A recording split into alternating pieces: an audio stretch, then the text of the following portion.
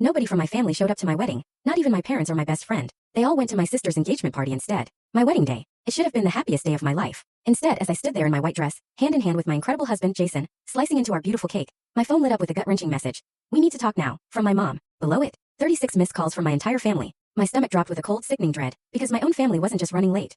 They weren't even there. To understand how I ended up a bride abandoned by her own blood, you need to know a little about my childhood. On the surface, we were the picture-perfect suburban family in Ohio, matching Christmas sweaters, annual beach vacations. But behind the closed doors of our perfect home, I always felt like the emotional orphan. My younger sister, Harper, 3 years my junior, was the shining star, the one everyone adored. With her blonde curls, dimpled smile, and magnetic charm, she was the sunshine child, while I was just there. It wasn't that I was jealous of her talents or her beauty. What truly gutted me was the stark difference in how our parents treated us. I remember one evening in high school, clutching a letter. "Mom, I got accepted into the advanced science program." Her response, a brief glance up from Harper's dance costume. "That's nice, honey. Put the letter on the counter so Dad can see it later." But when Harper won 3rd place in a local dance competition that same week, suddenly we were all out for a celebratory dinner, champagne for my parents, a toast to our little star. I sat quietly, pushing food around my plate, wondering why my achievement warranted nothing more than a passing nod. This wasn't an isolated incident. It was the soundtrack to my entire childhood. My academic awards, my scholarships, they were always overshadowed. My parents even missed my high school graduation because Harper had a recital. "You understand, right? This is really important for her future," Mom explained. I did understand. It just didn't make the ache in my chest any less real. By college, I'd learned my place. I stopped calling home as often, knowing every conversation would inevitably pivot to Harper's latest accomplishment.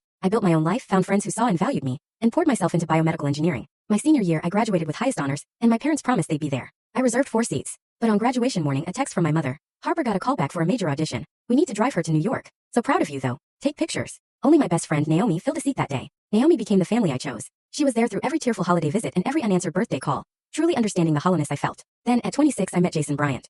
He was tall, with kind brown eyes and a laugh that was pure sunshine. On our 3rd date, I found myself spilling my guts about my family, bracing myself for the usual uncomfortable sympathy. Instead, Jason reached across the table, took my hand and said, "That's not normal or okay, Sophia. You deserve better from the people who are supposed to love you unconditionally." No one had ever validated my feelings so directly. For years, I'd secretly wondered if I was just too sensitive, too selfish. Jason helped me see my pain was legitimate, and my family's dynamics were truly unhealthy. He encouraged me to set boundaries, to speak with a therapist. Dr. Winters helped me understand emotional neglect, and how it had warped my self-worth. I began the painful, yet liberating process of radical acceptance, lowering my expectations to match reality, rather than clinging to the fantasy of the parental love I'd always craved. Jason became my rock, my champion. His family, in stark contrast to my own, welcomed me with open arms. His mother, Linda, called just to chat. His father, Robert, sent me articles related to my work.